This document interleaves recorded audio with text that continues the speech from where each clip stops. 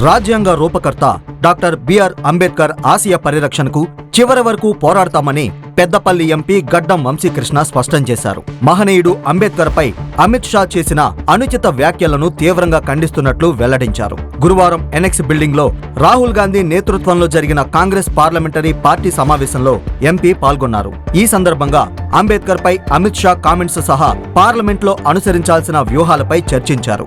అనంతరం నడుచుకుంటూ పార్లమెంట్ ఆవరణలోని అంబేద్కర్ విగ్రహం వద్దకు చేరుకున్నారు. అంబేద్కర్ విగ్రహం ముందు లోక్సభ ప్రతిపక్ష నేత రాహుల్ గాంధీ, ప్రియాంక గాంధీ, తెలంగాణ ఎంపీలతో కలిసి వంశీకృష్ణ ఆందోళన చేపట్టారు.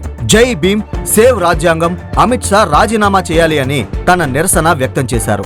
అనంతరం అంబేద్కర్ విగ్రహం నుంచి ఉభయ సభలకు వెళ్లే ప్రధాన ద్వారం మకరా గేట్ వరకు ర్యాలీ చేపట్టారు.